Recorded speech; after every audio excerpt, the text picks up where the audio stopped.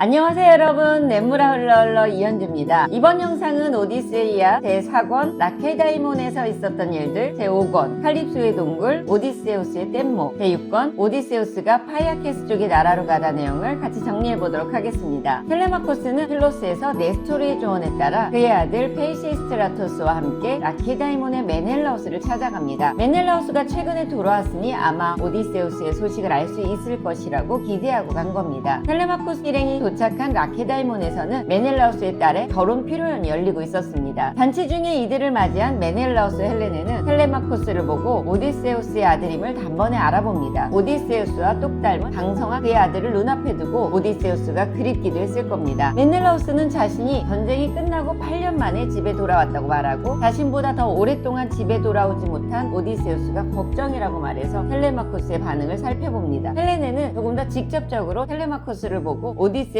떠올렸다고 말합니다. 제우스께서 양육하신 메넬라우스여, 우리 집에 오신 이분들의 이름을 우리는 벌써 알고 있나요? 내가 확신하는 바를 말할까요? 말하지 말까요? 그래요. 내 마음은 말하라고 명령하네요. 단언컨대 남자든 여자든 이렇게 닮은 사람을 나는 일찍이 본 적이 없어요. 여기 이분은 마음이 너그러운 오디세우스를 너무나 빼닮았으니 그분의 아들이 틀림없어요. 보고 있으니 그저 놀랍네요. 이 염치 없는 여인 때문에 그대들 아카이오족이 마음속으로 대담한 전쟁을 궁리하며 트로이아로 갔을 때 그분이 갓난아기로 집에 두고 간 아들 텔레마코스가 틀림없단 말이에요. 오디세우스를 떠올리면서 모두가 슬픈 마음에 빠져듭니다. 텔레마코스는 아버지에 대한 그리운 마음 때문에 더 슬퍼지고 메넬라우스와 헬레네는 트로이 전쟁에서 함께 고생한 동료에 대한 기억 때문에 슬퍼집니다. 모두가 그리워하는 마음을 품고 오디세우스에 대한 기억을 더듬어 그가 어떤 활약을 했는지 이야기 나눕니다. 텔레마코스 일행이 라케다이몬에 도착한 첫날을 그렇게 보내고 다음날 텔레마코스는 메넬라우스에게 자신이 라케다이몬에 온 이유를 말합니다. 제우스께서 양육하신 아트레우스의 아들 메넬라우스니 백성의 목자시여, 나는 혹시 그대가 아버지에 관해 소식이라도 전해주실까 해서 이리로 온 것입니다. 내 집은 다 먹히고 내 기름진 농토도 결단났습니다. 내 집은 적군으로 가득 차 있어 그들이 내 작은 가축대들과 걸음이 무겁고 뿌리 굽은 소들을 계속해서 도살하고 있습니다. 내 어머니의 오만불손한 구혼자들 말입니다. 그래서 나는 지금 이리로 와서 그대의 무릎을 잡고 비는 것입니다. 혹시 그대가 그분의 비참한 최후를 직접 목격하셨다면 말씀해 주실 수 있을까 해서요. 메넬라우스 역시 귀향하는데 8년이 걸렸다고 했습니다. 그 과정에 있었던 일을 말해주면서 오디세우스의 소식도 함께 전해줍니다. 메넬라우스는 여러 곳을 떠돌다가 파로스라는 섬에 표류합니다. 그곳에서 굶주림까지 겪으며 고생하고 있을 때 바다의 노인 프로테우스의 딸 에이도테의 도움을 받게 됩니다. 프로테우스를 붙들고 귀향할 수 있는 방법을 직접 물어보라고 말하면서 바다의 노인을 붙들 수 있는 방법까지 알려줍니다. 메넬라우스는 에이도테가 가르쳐준 대로 매복해 있다가 프로테우스를 붙잡습니다. 그리고 그에게 여러 궁금했던 것들을 묻습니다. 자신과 헤어진 동료들의 안부를 묻는데 아이아스와 형 아가멤논이 죽었다는 소식을 듣고 괴로워합니다. 메넬라우스 자신의 귀향을 위해서는 아이깁토스에 가서 신들에게 제사를 지내면 갈 수 있다는 조언을 듣습니다. 그리고 메넬라우스는 프로테우스에게 오디세우스의 안부를 물어봅니다. 그 사람은 이타케에 있는 집에 사는 라에르테스의 아들이요, 나는 그가 어떤 섬에서 유종 칼립스의 궁전에서 눈물을 뚝뚝 흘리는 것을 보았소. 그녀가 억지로 그를 그곳에 붙들어서 그는 고향 땅으로 돌아갈 수 없는 것이요, 그에게는 노를 갖춘 배도 없고 그를 바다의 넓은 등으로 데려다줄 전우들도 없기 때문이요. 오디세우스가 살아있다는 소식입니다. 텔레마코스의 항해 목적이 오디세우스가 살아있는지를 알아보는 것이었기 때문에 그는 이 이야기를 듣고 빨리 고향 이타케로 돌아가고 싶어 합니다. 메넬라우스는 그리운 동료의 아들을 더 붙들어두고 싶지만 텔레마코스의 사정을 들었기 때문에 그를 더 붙들지 않고 선물을 챙겨주며 텔레마코스가 서둘러 돌아가도록 돕기로 합니다. 한편 이타케에서는 구혼자들과 페넬로페가 뒤늦게 텔레마코스의 출항 소식을 알고 난 후 놀라게 됩니다. 구혼자들은 텔레마코스에게 배를 빌려준 노에몬을 통해 텔레마코스가 아버지 소식을 듣기 위해 떠났다는 이야기를 듣고 긴장합니다. 텔레마코스가 회의에서 했던 말을 실제로 할 만큼 행동력이 있을 것이라고 생각하지 못했던 것 같습니다. 이전에는 텔레마코스를 우습게 봐서 그의 존재를 견제하지 않았는데 이제 자기 재산에 대한 권리를 주장하는 만큼 구혼자들에게 위협적인 존재가 되었다고 파악합니다. 구혼자들이 텔레마코스의 귀향을 기다려 그를 해치려 한다는 이야기를 메돈으로부터 전해들은 페넬로페는 절망합니다. 페넬로페는 어떤 도움이든 받고 싶어서 텔레마코스의 할아버지 라에르테스에게 말해서 백성들에게 이 사실을 말하게 하려고 합니다. 그러나 유모 에우리클레이아는 텔레마코스가 무사히 돌아오도록 아테나에게 기도하는 것이 최선의 방법이라고 조언했고 페넬로페는 간절한 마음으로 텔레마코스를 텔레마코스를 위해 기도합니다. 내 말을 들어주소서. 아이기스를 가진 제우스의 지칠 줄 모르는 따님이시여. 일찍이 지략이 뛰어난 오디세우스가 궁전에서 그대에게 소나 양의 살찐 넓적다리 뼈들을 태워 올린 적이 있다면 그대는 지금 그때를 생각하셔서 내 사랑하는 아들을 구해주시고 사악하고 거만한 구원자들로부터 그를 지켜주소서. 이렇게 말하고 그녀가 흐느껴 울자 여신이 그녀의 기도를 들었다. 드디어 오디세우스를 만나게 됩니다. 아테나는 제우스에게 오디세우스와 텔레마코스가 처한 상황에 대해서 하소연합니다. 제우스는 아테나의 이야기에 응답하면서 앞으로 오디세우스 앞에 놓인 일들에 대해 말해줍니다. 텔레마코스는 무사히 이타케로 돌아갈 것이고 오디세우스가 무사히 귀향할 수 있도록 헤르메스를 요정 칼립소에게 보내겠다고 말합니다. 오디세우스는 요정 칼립소에게 붙들려 있습니다. 헤르메스는 칼립소에게 가서 신들은 오디세우스가 귀향하도록 결정했으니 그를 보내주라고 합니다. 칼립소는 오디세우스가 수많은 모험을 겪으며 동료들을 모두 잃고 난 후에 그를 구해준 요정입니다. 오디세우스를 사랑하게 되어 그를 붙들고 있었던 것입니다. 하지만 신들이 오디세우스의 귀향을 결정했다는 이야기를 듣고 오디세우스가 뗏목을 만들어 떠날 수 있도록 돕습니다. 오디세우스는 칼립소의 배웅을 받으며 뗏목을 띄어 위험을 무릅쓴 모험을 시작합니다. 나흘째 되는 날 그는 모든 것을 완성했다. 닷새째 되는 날 칼립소는 오디세우스를 목욕시키고 향기로운 옷을 입혀준 뒤 섬에서 배웅해 주었다. 여신은 뗏목에 가죽 부대 2개를 넣어주었는데 그중 하나는 검은 포도주가 든 것이고 큰 것은 물이 든 것이었다. 그녀는 또 가죽 자루에 길냥식을 넣어주고 진미도 넉넉히 넣어주었다. 이윽고 그녀가 부드럽고 따뜻한 순풍을 보내주자 고귀한 오디세우스는 기뻐하며 바람에 돛을 펼치고는 뗏목에 앉아 능숙하게 키로 방향을 잡았고 그의 눈꺼풀에 잠이라고는 쏟아지지 않았다. 하지만 오랫동안 귀향을 방해해요 포세이돈은 오디세우스가 다시 항해하는 것을 보고 크게 화를 냅니다. 포세이돈이 큰 파도를 보내 오디세우스의 뗏목이 모두 부서집니다. 그러나 오디세우스는 무사히 귀향할 운명으로 신들이 돕고 있습니다. 또 다른 요정 이노 레오코테아가 나타나 그를 돕습니다. 불운하니여 대지를 흔드는 포세이돈께서 그대에게 왜 이다지도 대로하시는 걸까요? 그대에게 수많은 재앙을 안겨주시니 말이에요. 그러나 그분께서 아무리 그러고 싶어도 그대를 없애진 못할 거예요. 자, 이렇게 하세요. 그대는 어리석어 보이지 않으니까요. 그대는 그 옷들은 벗어버리고 바람에 떠밀려 가도록 뗏목은 내버려 두세요. 그리고 두 손으로 헤엄쳐 파야게스 쪽의 땅에 닿도록 노력하세요. 그대는 그곳에서 구출될 운명이니까요. 자, 이 불멸의 머리수건을 받아 가슴에 두르세요. 그러면 그대는 더는 고통도 죽음도 두려워할 필요가 없을 거예요. 그러나 그대의 두 손이 못에 닿거든 그때는 그것을 도로 풀어 못에서 멀리 포도주빛 바다 위로 던져버리고 그대 자신은 돌아서세요. 우여곡절 끝에 그는 귀향을 돕는 민족의 땅인 파야케 속의 나라에 도착합니다. 온몸이 만신창이가 된 상태로 육지에 오른 오디세우스는 숲으로 들어가 나뭇잎 속에서 잠이 듭니다. 사물성 많은 고귀한 오디세우스는 낙엽을 보고 기뻐하며 그 한가운데에 누워 떨어진 나뭇잎들로 몸을 덮었다. 마치 근처의 이웃이라고는 찾을 수 없는 외딴 시골에 사는 어떤 사람이 검은 잿더미 속에 타는 장작개비를 감추고 있어 불씨를 보존하고 다른 데서 불을 붙여올 필요가 없는 것처럼 꼭 그처럼 오디세우스는 나뭇잎 밑에 몸을 감추었다. 그리고 아테나가 그의 두 눈에 잠을 쏟으니 이는 잠이 그의 눈꺼풀을 에워싸며 그간 너무 힘겨웠던 노고에서 그를 재빨리 구해주게 하려는 것이었다. 오디세우스가 잠든 사이에 아테나는 그를 돕기 위해 분주하게 움직입니다. 하이아케스 쪽을 다스리는 알키노우스의 딸 나우시카의 꿈에 나타나 오디세우스를 돕도록 이야기를 꾸밉니다. 자, 날이 밝는 대로 가서 빨래를 하는 게 좋겠어. 되도록 빨리 네가 준비를 끝낼 수 있도록 나도 함께 가서 거들게. 네가 처녀로 있을 날도 얼마 남지 않았으니까. 너 자신의 혈통도 거기에서 비롯된 전 파이아케스 쪽의 백성들 중에서 가장 훌륭한 자들이 벌써 너에게 구원하고 있잖아. 자, 너는 이른 아침에 유명하신 내 아버지께 허리띠며 겉옷들이며 번쩍이는 담요들을 실어다줄 짐수레와 노새들을 준비해달라고 부탁드려. 그렇게 가는 것이 너 자신에게도 걸어서 가는 것보다 나을 거야. 빨래터는 도시에서 아주 멀리 떨어져 있으니까. 파도를 헤치며 육지에 힘겹게 오른 오디세우스에게 옷이 필요했고 나우시카를 통해 오디세우스에게 필요한 옷을 마련해 주도록 합니다. 그리고 동시에 나우시카는 오디세우스가 무사히 귀향할 수 있도록 아버지 알키노우스에게 가는 방법도 알려줍니다. 여기에서 상황을 만드는 것은 모두 신인 아테나인 것 같지만 실제로는 오디세우스의 행동으로 문제를 해결해 갑니다. 보통 고대 그리스 서사는 운명에 순응하는 인간들의 삶에 대한 이야기라고 말해집니다. 이 말을 곰곰이 생각해보면 신들에 의해 인간의 삶이 꼭두각시처럼 움직인다는 이야기가 아니라 주어진 어떤 상황이라도 스스로 어떻게 헤쳐나갈지 판단하고 결정하는 것으로 삶이 꾸려진다고 말하는 것 같습니다. 운명에 순응한다는 뜻은 주어진 상황을 받아들이는 것이 주체가 삶을 적극적으로 살아가는 첫 번째 단계라고 생각하게 됩니다. 오디세우스는 자기를 돕는 없는 사람들이 나타났을 때 머뭇거리지 않고 최선을 다해 행동합니다. 그리고 선의를 담아 말을 건넵니다. 이를 통해 그를 만난 사람들이 오디세우스를 돕도록 만듭니다. 내게는 쓰라린 슬픔이 닥쳤소. 어제 20날 만에 나는 포도주빛 바다에서 벗어났어요. 몰아치는 파도와 낚아채는 폭풍이 오기기의 섬에서 나를 실어다 둔 것이요. 그리고 지금은 어떤 신께서 이곳 해안에 나를 던지셨는데 이곳에서 고난을 더 겪게 하려는 의도인 듯하오. 고난의 끝이 보이지 않으니까요. 그러기 전에 신들께서는 많은 일이 일어나게 하시겠지요. 그러니 여왕이여, 그대는 나를 불쌍히 여기시오. 천신만고 끝에 나는 맨 먼저 그대에게 왔고 이 도시와 이 나라에 사는 사람들 중에 내가 아는 사람은 단 한 명도 없기 때문이요. 그러니 내게 도시를 가르쳐주고 몸을 가릴 헌옷 한 벌만 주시오. 이렇게 도와달라고 간청하는 사람을 돕지 않을 수 없습니다. 나우시카아는 자신이 할 수 있는 최선을 다해 오디세우스를 돕습니다. 아테나가 한 일이 아닙니다. 인간과 인간이 만났을 때 서로의 인간성을 최대한 발휘한 장면이라고 볼 수 있습니다. 도움을 청하는 사람의 태도와 간절히 도움을 바라는 사람을 돕기로 하는 사람의 행동은 이 자체가 문명이라고 볼 수 있습니다. 이제 오디세우스의 이야기가 펼쳐집니다. 그가 왜 오랫동안 비양하지 못했는지, 그리고 어떤 모험을 했는지 이어지는 이야기에서 확인할 수 있을 겁니다. 흥미로운 이야기를 기대하면서 같이 읽어가도록 하겠습니다. 여기까지 저는 냇물아 흘러 흘러 이현주였습니다.